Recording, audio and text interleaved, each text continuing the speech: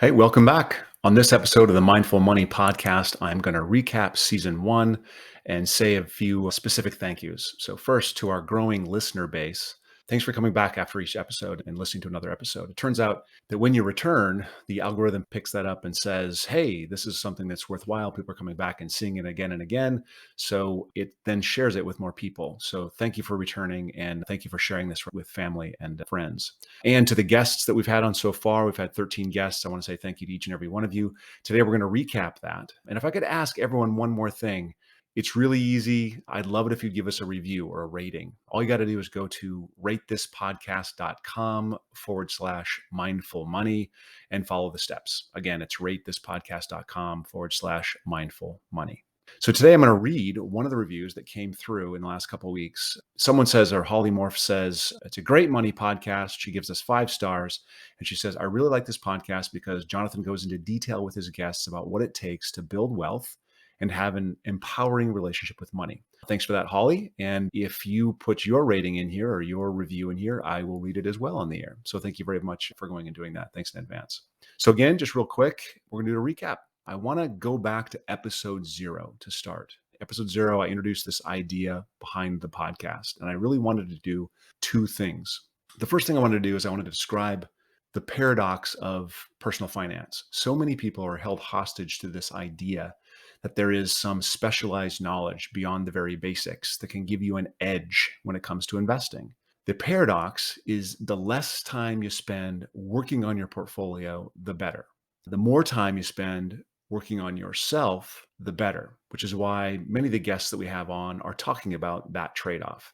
Now, after 2019 client presentation, one of my clients came up to me, one of my favorite clients actually was a very recent client, came up to me and said, Jonathan, I finally get it. You build portfolios, but you don't manage the portfolios, you manage the people. And I think that's 100% accurate.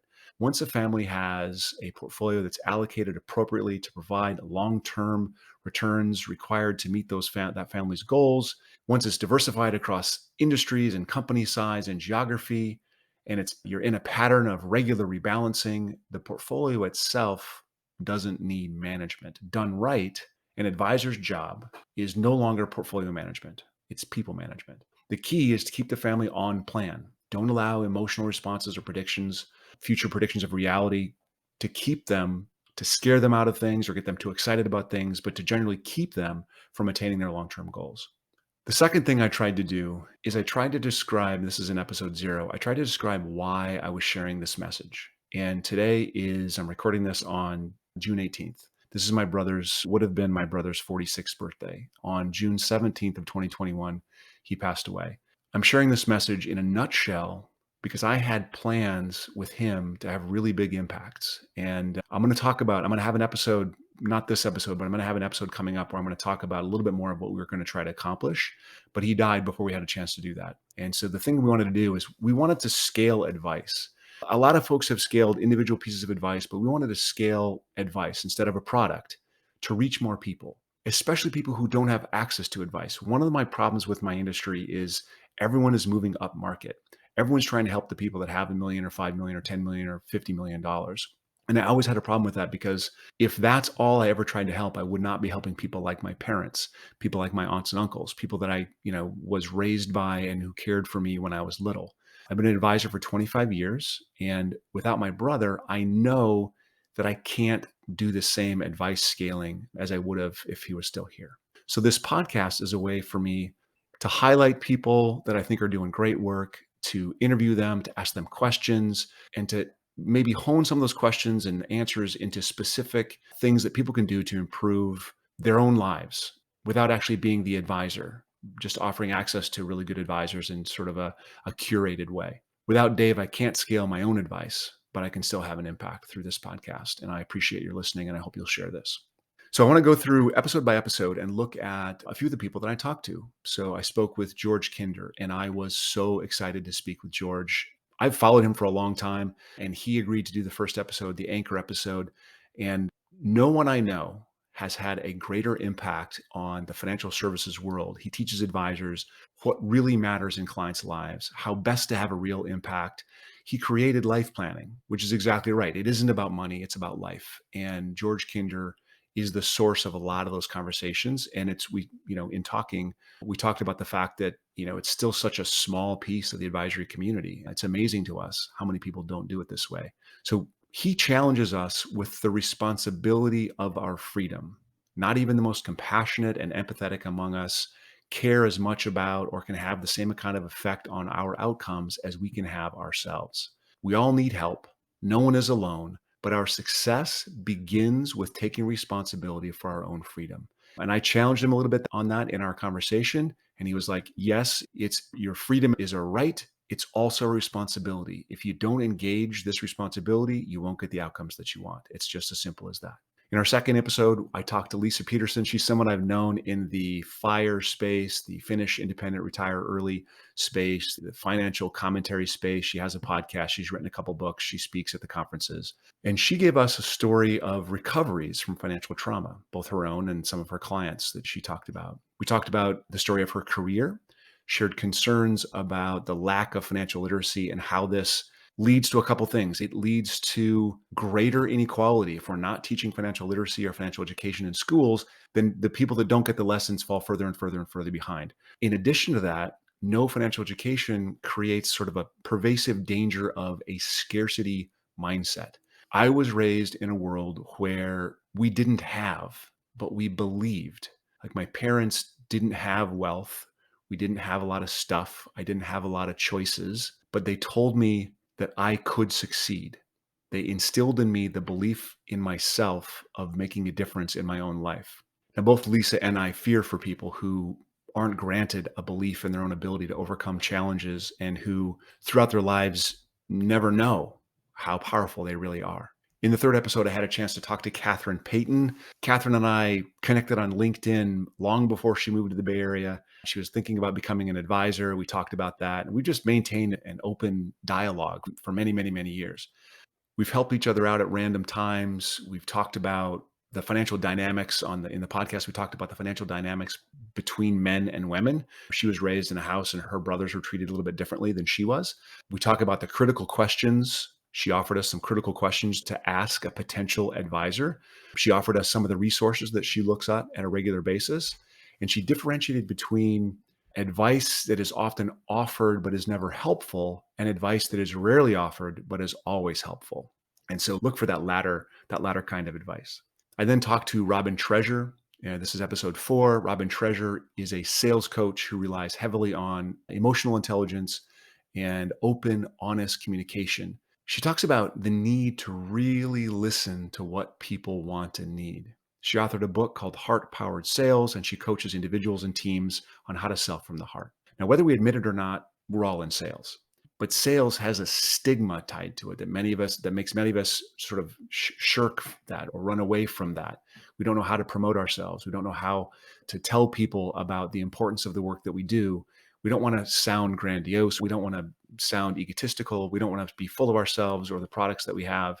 But there is a way to help people with the stuff that we have and do and know. And so getting to that is everything that she's about. Now, if we could help more people sell from the heart instead of shrinking or holding back, I think we could probably improve the world a little bit. In the 5th episode, I interviewed Pamela Slim. Pamela was a corporate coaching. She was a corporate coach. She turned business coach and the founder of a local incubator where she helps small businesses get more and more successful. She still does corporate coaching and she still works with larger enterprises as well. But in her heart, she has this passion for grassroots economic change and helping people escape the cubicle nation. We shared a belief in the power of entrepreneurship, even on the micro level, to change individual outcomes. I mean, one of the things we talk about in the podcast, or one of the things I intend to talk more about on the podcast, and one of the things that haven't done a lot with clients who already are successful, but one of the things I want to do more of is help people build the original wealth or build the original income that can lead to the savings and lead to the investing that can lead to the wealth.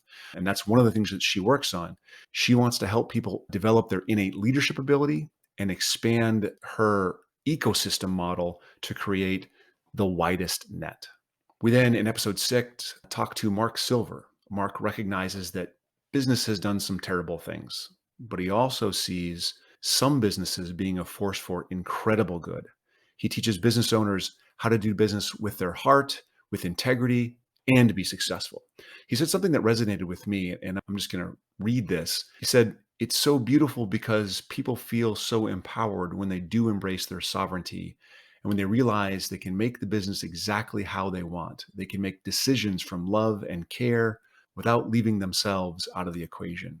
Now, that struck me because early in my own career, I was turning in my resignation letter to my manager, Ernie Guzman, and he talked me out of it. And he told me at that point that, and this was, I was working for, it was Morgan Stanley at the time. And he told me I didn't have to do it the way every advisor there did it. I didn't have to do it the way Wall Street did it. I could do it my way. I had metrics I had to reach. I had to be successful based on the numbers. I had to reach the right number of people. I had to open accounts and, I had to have revenue, but I could get there my way. And that really helped me stay in this business. This is probably 1998. So I've been in the business maybe 2 years. I almost washed out 3 or 4 times. I know Ernie Guzman. I have Ernie Guzman to thank for telling me, giving me the same message that Mark Silver gives people. And that's business people can do business their way. They don't have to follow any unethical business practices. They can follow their heart. In episode 7, we talked to Bari Tessler. Bari was one of the, if not the first financial therapists.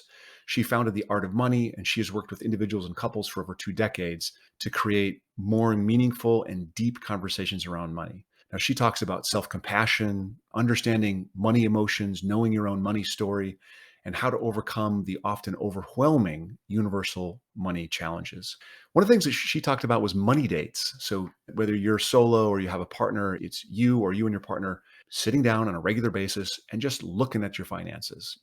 Go through the checkbook register or go to your online banking and just look at the money flowing in and money flowing out. By doing that on a regular basis, you begin to understand it better. One thing that we talked about that's really, really important is you can't just ignore this. If one of you does most of it, you have to include both of you in the decisions and in these money dates so that you're both on top of things. Don't just turn this over to your partner to do. In the 8th episode, I got to talk to Tom Corley. Tom is the rich habits guy. He's been both rich and poor. He talked about a story when he was a child, about a lesson he learned in that when you make money, you better spend it really quick or your family's going to take it from you and use it for their bills or use it for something that they need. And so he didn't learn to save early on because he had a poverty mindset. The thing that he's done differently that many people have not done is he's interviewed hundreds of individuals about their habits. And from this research, he has a lot of data that supports this is the habits that lead to success and financial wealth. These are the habits that do not. And as long as we're interested, if we're interested in building wealth, then he can show you these are the habits that get you there.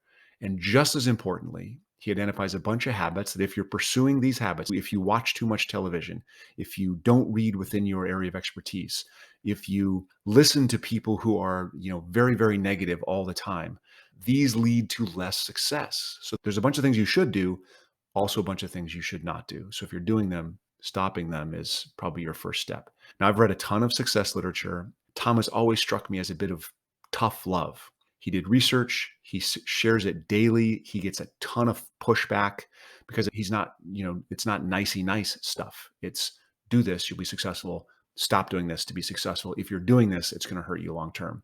A lot of folks talk about the trauma of money and the emotions of money. I've interviewed many of them. He says it's not enough. You have to build better habits. In the 9th episode, I talked to Jennifer Rayner. Jennifer is a retirement plan consultant. She works with companies to establish 401ks or 403bs or retirement plans in the workplace.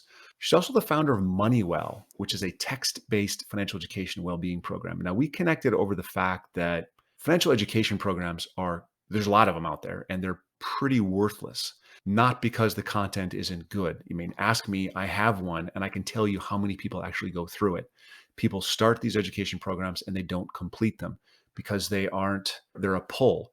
You have to recognize you have the need for financial education. You have to seek out the financial education that you need. Then you have to pursue it to the end. And even where I am, my financial education resources are hosted, if a school system decides to use mindful money, the financial legacy courses or the pathways courses, if they sign up for it and they give it to their teachers and their staff or their seniors in high school or their college students or their athletes, if it's a program or if it's the members of a church, and everyone has access to it and they open up, say 100 slots, maybe 20 people go through it. And the 20 of the people that begin the process, maybe only 10 finish. So I've seen firsthand how you can give people access to the financial education resources and they just don't take advantage of it. And two-thirds of folks in the US fail simple financial questions. So this is actually a big issue, and we talked a lot about it, and it's really interesting to me. What she has done with Moneywell is she's created a text-based push program. So it'll send you a text, or companies sign up for this, and their employees will receive a text from this text-based program. And it may be something as simple as, hey, remember to pay off your credit card by the end of the month. And they have a chance to respond. And when they respond, it starts building sort of a persona about them. And it can then, it's not there yet, but eventually the goal is to have a knowledge base and people can respond with a text-based question and get a text-based answer. That is on-demand resource that is, I think it's a brilliant idea. And I wish her incredible success in this. I hope to work with her in the future on some things as well. Number 10, I don't know how we got Debbie Allen to come on the show. She was fantastic. Actually, I do know how. She was introduced by a friend. She's the number one authority on expert positioning. So people who are experts, she takes their expertise and shows them how to broaden and deepen their reach and build a business on top of that expertise. She's the author of about 10 books. She's a world-class business mentor. And I wanted to actually talk to her about mentoring. And she helped us with understanding the mutual beneficial relationship between a mentor and a mentee. She talked about the importance of mindset of a mentee and the importance of always learning. And she's a lifelong learner herself. That was episode 10. In episode 11, I talked to Gary Ray. Now, Gary Ray is a little different than many of the other folks that we interviewed. He's not a financial expert. He's an entrepreneur himself. He doesn't teach entrepreneurs, though I'm sure that he'd be open to it if someone wanted to learn. Gary runs a retail game store. Think board games, card games, puzzles, toys. It's a store that should have been crushed by Amazon. I mean, completely crushed by Amazon. But he has thrived and grown every single year. He has probably had a dozen competitors enter his area, start and fail within a couple of years in his geographic area while he's been, building. He had one setback in the pandemic where, I'm sure he thought everything was going to go to zero. I thought the business was going to fail. He started doing direct deliveries, but he had to close his doors with everybody else and he still had to pay rent. So that, this is a challenge. It was a challenge for a lot of businesses. He survived it with a little bit of that government PPP money and, just a lot of elbow grease and spending a lot of time in the business. And he came back incredibly strong the last couple of years. He's had record years 2 years in a row since the pandemic. So the thing that's interesting to me is because he's in retail, he's never going to make a lot of money because his competition is enormous. Amazon is incredibly powerful and it's always going to have cheaper stuff. He has built a community. He does what he does because he loves games. He loves people who love games. He'd never really done anything in a business before, has no business background, was tired of the rat race in, IT when he was there and decided, I'm going to start this business. He didn't do it to get rich. He did it because he loved the topic. He loved games and he wanted enough. Now, the conversation with Gary around enough is incredibly powerful. For him, it's not about money. It's about time. He wants time with his son. He wants time doing what he loves. And I know he has that time. He's not wealthy, but he is happy because of that idea of enough, how he defines that enough. And he's going to be fine financially as well. He wrote a book that I recommend that's The 5-Year Path to a Middle-Class Income. In the 12th episode, I talked to Katheen Rehl. Kathleen was a financial advisor when she lost her husband. Now, I ran across some of her writing and ordered her book to read for myself and to give to my brother's widow, my sister-in-law. After reading the book, I wanted to chat with her and I reached out to her directly and she said, absolutely, let's have this conversation. And we had this great conversation. I remember after Dave died, I was looking for lots and lots and lots of things to read and listen to just to figure out grief and loss and trauma and all this stuff. And I listened voraciously. I read voraciously. I wanted to have an episode this first season to basically make a deposit in that space. That space helped me survive after my brother died. And I wanted to do something that would give back as well. There's a couple things. So those are the episodes. There's one more that I'm going to record. It's going to go out. It's her name is Holly Morphew. She is a financial coach. And I know it's going to be a fantastic conversation. I do want to highlight 2 things from this season that I thought were incredibly powerful and that sort of changed the way I think about things. The first thing was the conversation. It just happened to be with George Kindred, and it was about this responsibility to freedom. I have thought so much since my brother died about how I live my life relative to how he lived his life. He never hesitated to, he had no fear. He didn't hesitate to spend a resource to help a friend. He didn't hesitate to do a thing. I'm not saying that I hesitated. I'm not saying that I didn't do the thing. I'm saying that I hesitated. He would just lay it on the line, and he was not afraid of losing it or hard work and I'm the oldest. I have anxiety issues. He was stoic, and I aim to have a little bit more of that in my life. And this is what I think George Kinder was talking about when he was talking about you have a responsibility to freedom. We are all free. We have our choices in front of us. We have a responsibility to make those choices, to seek our best selves, to live our best lives. If I can take a lesson out of my brother's life and out of his death, is the lesson is you don't know when it's going to go away. It is impermanent. Live your best life today. In the next episode, I'm going to actually talk about some of the conversations we had and some of the impacts we had wanted, some of the things we wanted to do together that we never got a chance to. And part of the reason we didn't get a chance was because we just didn't take the steps. We could have taken the steps earlier. We were waiting for something, and now we can't take the steps. So hopefully there's an impact that you get out of it that actually touches home. That'll be in the next episode that I record. That'll be a hard episode for me, but I do think there's value in it, so I want to share it. So the other thing that I want to share is, and I kind of touched on it already, is I want to share Gary's idea of enough. It's interesting how quickly we switch from, oh, if I had this, I would be happy. Or if I had this, it would be enough. Or if I could have this job, that would be what I wanted. Or if I could have this kind of spouse, that's what I would want.